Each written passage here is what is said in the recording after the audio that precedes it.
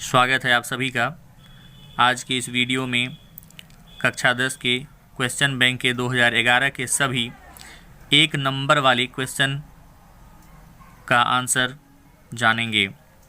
आइए, हमारा पहला क्वेश्चन है, विद्युत शक्ति का SI मात्रक होता है। तो विद्युत शक्ति का जो SI मात्रक होता है वह होता है वाट। ठीक है, विद्युत शक्ति का जो SI मात्रक होता है वह क्या होता है? वाट होता है और इसे W से सूचित किया जाता है। विद्युत शक्ति का SI मात्रक वाट होता है और इसे W से सूचित किया जाता है। अगला क्वेश्चन है, अस्पष्ट दृष्टि की न्यूनतम दूरी क्या है? तो स्पष्ट दृष्टि की जो न्यूनतम दूरी होती है वह होती है 25 सेंटीमीटर। ठीक है, स्पष्ट दृष्टि की जो न्यूनतम दूरी होती है वह 25 सेंटीमीटर होती है। वहीं अगर बोला जाए कि अस्पष्ट दृष्टि की अधिकतम दूरी कितनी होती है, तो अधिकतम दूरी जो होती है वह अनंत होती है। ठीक है, तो अस्पष्ट दृष्टि की जो न्यूनतम दूरी होती है वह होती है 25 सेंटीमीटर, लेकिन अगर बोला जाए अधिकतम दूरी कितनी होती है तो वह जो है अनंत होती है। तीसरा क्वेश्चन है हमारा, बायोगैस के प्रमुख घटक क्या हैं? जो बायोगैस होता है उनका जो प्रमुख घटक होता है हमारा वह होता है मीथेन, जिसका अणुसूत्र होता है CH4। बायोगैस का जो है प्रमुख घटक जो होता है वह मीथेन होता है। इसके अलावा जो है बायोगैस में कार्बन डाइऑक्साइड, हाइड्रोजन और हाइड्रोजन सल्फाइड जो है वह पाया जाता है। ठीक है, तो बायोगैस में मुख्य रूप से जो है मीथेन, कार्बन डाइऑक्साइड, हाइड्रोजन और हाइड्रोजन सल्फाइड जो है पाए जाते हैं, लेकिन बायोगैस का जो सबसे प्रमुख घटक होता है वह मीथेन होता है, जो अत्यंत ही ज्वलनशील होता है। चौथा क्वेश्चन है हमारा, वन संरक्षण का एक प्रमुख उपाय बताएं। वन संरक्षण का एक प्रमुख उपाय, तो वन संरक्षण के प्रमुख उपाय ये हैं कि वनों की अंधाधुंध कटाई रोक दी जाए या अत्यधिक मात्रा में वृक्ष लगाए जाएं, जिससे वनों का संरक्षण हो पाएगा। पांचवा क्वेश्चन है हमारा, मनुष्य में चीनी के पाचन में कौन हार्मोन सहायक है? तो मनुष्य में चीनी के पाचन में जो है इंसुलिन नामक हार्मोन जो है वो सहायक होता है। इंसुलिन जो है वह चीनी का पाचन करता है। अगर इंसुलिन की कमी हो जाए तो मधुमेह रोग हो जाता है। अतः मनुष्य में चीनी के पाचन में जो है इंसुलिन हार्मोन जो है सहायक होता है। छठा क्वेश्चन है हमारा, मनुष्य की कोशिका में गुणसूत्रों की संख्या क्या है? तो मनुष्य की जो कोशिका है उनमें गुणसूत्रों की जो संख्या होती है वह होती है 23 जोड़ी। यह 23 जोड़ी होती है, अर्थात हम कह सकते हैं कि 46 होती है। ठीक है, तो मनुष्य की जो कोशिका होती है उसमें गुणसूत्रों की जो संख्या होती है वह होती है 23, यानी कि 46 पीस होती है। 23 जोड़ा होती है और 46 पीस होती है। आगे बढ़ते हैं, हमारा 7वां क्वेश्चन है, श्वसन कैसी रासायनिक अभिक्रिया है? श्वसन जो है किस प्रकार की रासायनिक अभिक्रिया है? तो हम कह सकते हैं कि श्वसन जो है हमारा एक प्रकार का ऑक्सीकरण अभिक्रिया है। ठीक है, यह किस प्रकार की अभिक्रिया है? तो यह एक प्रकार की ऑक्सीकरण अभिक्रिया है। श्वसन एक प्रकार की ऑक्सीकरण अभिक्रिया है और ऑक्सीकरण के साथ साथ जो है यह एक प्रकार का ऊष्माक्षेपी अभिक्रिया भी है। ठीक है, तो श्वसन के फलस्वरूप ऊष्मा की उत्पत्ति होती है, ऊष्मा का उत्सर्जन होता है। अतः हम कह सकते हैं कि श्वसन जो है एक प्रकार का ऊष्माक्षेपी रासायनिक अभिक्रिया भी है। अगला क्वेश्चन है हमारा 8वां क्वेश्चन है, ओम के नियम में किसका मान अचर है? जो हमारा ओम का नियम होता है उसमें किसका मान जो है अचर होता है? तो इसका जो करेक्ट आंसर हो जाएगा वह हो जाएगा ऊष्मा। ओम के नियम में जो है ऊष्मा का जो मान होता है वह अचर होता है। 9वां क्वेश्चन है हमारा, लोहा ऑक्सीजन से संयोग कर क्या बनाता है? तो लोहा का जो रासायनिक सूत्र होता है वह होता है Fe। जब यह ऑक्सीजन के साथ अभिक्रिया करता है तो यह बनाता है FeO, यानी कि लोहा का ऑक्साइड बनाता है। ठीक है, तो लोहा जब ऑक्सीजन के साथ अभिक्रिया करता है तो क्या बनाता है? FeO, यानी कि लोहा का ऑक्साइड बनाता है, जिसे हम लौह ऑक्साइड के नाम से जानते हैं। तो लोहा ऑक्सीजन के साथ संयोग कर क्या बनाता है? तो लोहा का ऑक्साइड बनाता है, यानी लौह ऑक्साइड का निर्माण करता है। आगे बढ़ते हैं, हमारा 10वां क्वेश्चन है, हरे पौधों में किस घटक के अभाव में प्रकाश संश्लेषण संभव नहीं है। तो हरे पौधे में जो है यदि पर्णहरित नहीं पाया जाए, जिसको हम लोग क्लोरोफिल भी कहते हैं, ठीक है, तो पर्णहरित नहीं पाया जाएगा तो प्रकाश संश्लेषण की प्रक्रिया जो है नहीं हो पाएगी। इस प्रकार हम कह सकते हैं कि अगर हरे पौधे में पर्णहरित नहीं हो तो प्रकाश संश्लेषण की प्रक्रिया संभव नहीं हो सकती है। 11वां क्वेश्चन है हमारा, दो तंत्रिकाओं के मध्य खाली स्थान को क्या कहते हैं।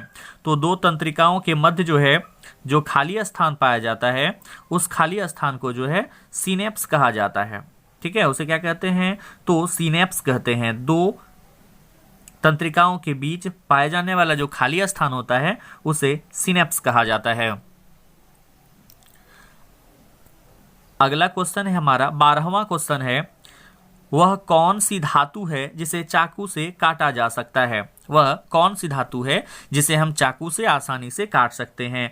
तो इस प्रकार की धातु जो है लिथियम है, जिसका रासायनिक सूत्र Li होता है, और सोडियम है जिसका जो सूत्र होता है वह Na होता है। तो लिथियम और सोडियम हमारे दो ऐसे धातु हैं जिसे हम आसानी से चाकू से काट सकते हैं। यह जो होता है बिल्कुल मुलायम होता है। आप लोग पनीर जरूर खाए होंगे, बिल्कुल उसी पनीर की तरह होता है जिसे हम आसानी से चाकू से काट सकते हैं। उसी प्रकार हमारा लिथियम और सोडियम जो होता है बिल्कुल उसी तरह का होता है, तो इसे आसानी से जो है चाकू से काटा जा सकता है। आगे बढ़ते हैं, 13वां क्वेश्चन है, हीरा किस तत्व का अपरूप है। तो हमारा हीरा जो है वह हीरा कार्बन का अपरूप है, ठीक है। कार्बन के जो है दो अपरूप होते हैं, हीरा और ग्रेफाइट, ठीक है। हीरा और ग्रेफाइट जो है दोनों ही कार्बन के अपरूप होते हैं। हीरा की जो संरचना होती है चतुष्कोणीय होती है, या कह सकते हैं समचतुष्फलकीय होती है, और ग्रेफाइट की जो संरचना होती है वह षटकोणीय होती है। हीरा अपने समचतुष्फलकीय संरचना के कारण ही सबसे ज़्यादा कठोर होता है, और ग्रेफाइट जो होता है बहुत ज़्यादा मुलायम होता है। तो हीरा किस तत्व का जो है अपर रूप है, तो हमें याद रखना है कि हीरा हमारा कार्बन का अपर रूप है। आगे है हमारा अगला क्वेश्चन, 14वां क्वेश्चन है, आवर्त सारणी के प्रथम वर्ग के एक तत्व का नाम लिखें। तो आवर्त सारणी के प्रथम वर्ग में जो है हमारा एक तत्व का नाम लिखने के लिए बोला जा रहा है, तो हम लिख सकते हैं हमारा हाइड्रोजन। आवर्त सारणी के पहले वर्ग का जो है पहला तत्व जो है वह हमारा हाइड्रोजन है। इसमें कई तत्व मौजूद होते हैं जिसे हम एक ट्रिक के द्वारा भी याद रख सकते हैं। हे ली ना कर रब से फरियाद, हे का अर्थ होता है हाइड्रोजन, ली का अर्थ होता है लिथियम, है ना से हो गया आपका सोडियम, कर से, इस तरह से हम जो है कि कई प्रकार के तत्वों का नाम जो है याद रख सकते हैं जो हमारे प्रथम वर्ग में उपस्थित होते हैं। आगे बढ़ते हैं अब बहुवैकल्पिक प्रश्नों की ओर, जिनका पहला क्वेश्चन है, विद्युत फ्यूज विद्युत धारा के किस प्रभाव पर कार्य करता है। विद्युत फ्यूज जो है विद्युत धारा के किस प्रभाव पर कार्य करता है। तो इसका जो आंसर होगा वह हो जाएगा ऑप्शन नंबर ए, ऊष्मीय प्रभाव पर कार्य करता है।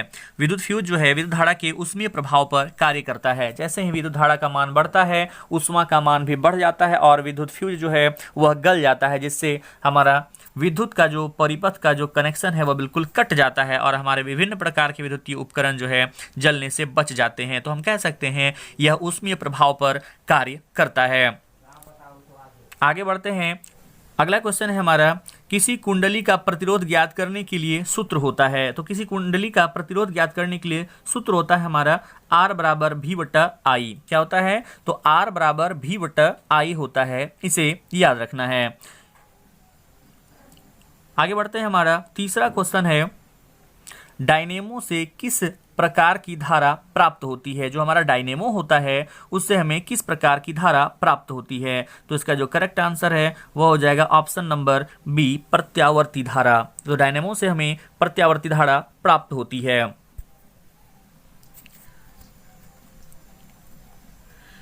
चौथा क्वेश्चन है हमारा, डेंगू उत्पन्न करने वाले मच्छर किस तरह के जल में रहता है। तो डेंगू उत्पन्न करने वाले जो मच्छर हैं वह किस तरह के जल में रहता है। तो इसका जो करेक्ट आंसर है वह हो जाएगा हमारा ऑप्शन नंबर बी, जो है वह करेक्ट आंसर हो जाएगा, गंदा जल में रहते हैं। तो डेंगू उत्पन्न करने वाले मच्छर किस तरह के जल में रहते हैं, तो गंदा जल में रहते हैं।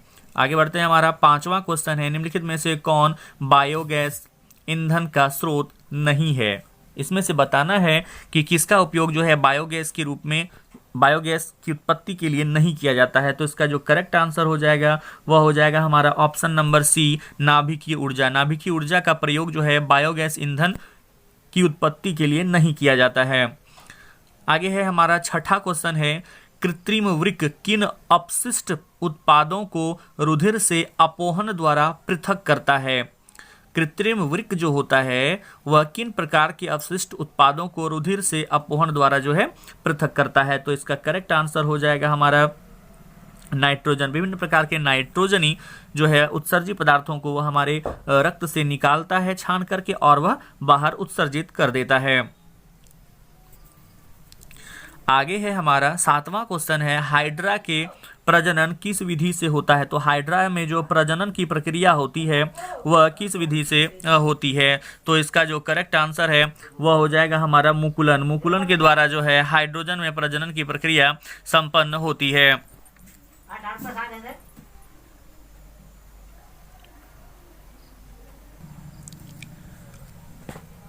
आठवां क्वेश्चन है, किसी माध्यम के अपवर्तनांक का मान होता है। तो किसी माध्यम के अपवर्तनांक का जो मान होता है वह होता है साइन आई बटा साइन आर। क्या होता है? तो साइन आई बटा साइन आर होता है। अगला क्वेश्चन है हमारा, दाढ़ी बनाने में कौन दर्पण प्रयुक्त होता है। तो दाढ़ी बनाने के लिए जो है हमारा अवतल दर्पण का व्यवहार किया जाता है, क्योंकि अवतल दर्पण में किसी वस्तु का जो प्रतिबिंब होता है वह वस्तु से बड़ा बनता है। अगला क्वेश्चन है, स्पेक्ट्रम में किस रंग का किरण का झुकाव अधिक होता है। तो स्पेक्ट्रम में जो है हमारा बैगनी रंग के किरण का झुकाव जो होता है वह सबसे अधिक होता है। आगे बढ़ते हैं। हमारा अगला क्वेश्चन है, प्रकृति में ऑक्सीजन का संतुलन कैसे बना रहता है। तो प्रकृति में जो ऑक्सीजन का संतुलन होता है वह प्रकाश संश्लेषण प्रक्रिया के द्वारा बना रहता है। प्रकाश संश्लेषण प्रक्रिया के द्वारा जो है प्रकृति में ऑक्सीजन का संतुलन बना रहता है। 12वां क्वेश्चन है, पौधों में श्वसन क्रिया के अंतर्गत एडीपी के टूटने से कितनी ऊर्जा मुक्त होती है। तो एडीपी के टूटने से जो है 30.5 किलो जूल प्रति मोल ऊर्जा उत्पन्न होती है। 30.5 किलो जूल प्रति मोल ऊर्जा जो है उत्पन्न होती है। आगे हमारा अगला क्वेश्चन है, मानव हृदय में कितने कोष्ठक होते हैं। तो मनुष्य के हृदय में जो है कोष्ठकों की जो संख्या होती है वह 4 होती है, 2 अलिंद और 2 निलय के रूप में। मानव हृदय का औसत प्रकुंचन दाब है लगभग। तो इसका जो करेक्ट आंसर है वह हो जाएगा 120 mmHg। 120 mmHg जो है इसका करेक्ट आंसर हो जाएगा। अगला क्वेश्चन है, पौधों में वाष्पोत्सर्जन किस भाग में होता है।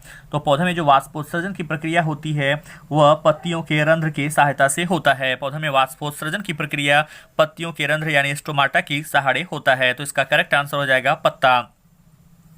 हीलियम कैसा तत्व है। हीलियम जो है हमारा किस प्रकार का तत्व है। तो हीलियम हमारा एक प्रकार का अक्रिय तत्व है, चूंकि यह किसी प्रकार के अन्य तत्व के साथ अभिक्रिया नहीं करता है, अतः इसे अक्रिय तत्व कहा जाता है। अगला क्वेश्चन है हमारा 17वां क्वेश्चन है, जल में हाइड्रोजन तथा ऑक्सीजन की परमाणु संख्या का अनुपात होता है। तो हम सभी जानते हैं कि जल का जो रासायनिक सूत्र होता है वह H2 और O होता है। तो हम इसमें देख रहे हैं कि हाइड्रोजन के परमाणु की संख्या 2 है और ऑक्सीजन के परमाणु की संख्या 1 है। तो इस प्रकार हम कह सकते हैं कि हमारा जो है जल में हाइड्रोजन और ऑक्सीजन का अनुपात जो है वह हो जाएगा 2:1। तो हमारा ऑप्शन नंबर बी जो है वह करेक्ट आंसर हो जाएगा। अगला क्वेश्चन है 18वां क्वेश्चन, आवर्त सारणी में कितने आवर्त होते हैं। तो आवर्त सारणी में आवर्तों की संख्या कितनी है। तो इसका जो करेक्ट आंसर है वह हो जाएगा 7। आवर्त सारणी के जो क्षैतिज कतार होते हैं उन क्षैतिज कतारों को जो है आवर्त कहा जाता है और इन क्षैतिज कतारों की जो संख्या होती है वह 7 होती है। आवर्त सारणी में जो है क्षैतिज कतारों की संख्या यानी आवर्तों की संख्या 7 होती है। अगला क्वेश्चन है 19वां क्वेश्चन, सिलिका क्या है। जो हमारा सिलिका है वह हमारा क्या होता है। तो सिलिका हमारा जो है उपधातु है। सिलिका क्या है हमारा, तो उपधातु है। वह ना ही धातु है और ना ही अधातु है, बल्कि वह उपधातु के अंतर्गत आता है, जिसमें धातु और अधातु दोनों के गुण मौजूद होते हैं। आगे बढ़ते हैं। हमारा 20वां क्वेश्चन है, सिंगल बॉन्ड OH का क्रियाशील मूलक कौन है? तो सिंगल बॉन्ड OH से जो है हम जो है एल्कोहल को सूचित करते हैं। तो सिंगल बॉन्ड OH का अर्थ होता है हमारा एल्कोहल। तो इसका जो करेक्ट आंसर है वह ऑप्शन नंबर सी हो जाएगा। तो इस प्रकार हमारा जो है 2011 का सभी 1 नंबर वाले जितने भी क्वेश्चंस थे सभी समाप्त हुए। यदि वीडियो अच्छा लगा हो तो इसे लाइक और शेयर जरूर करें। धन्यवाद।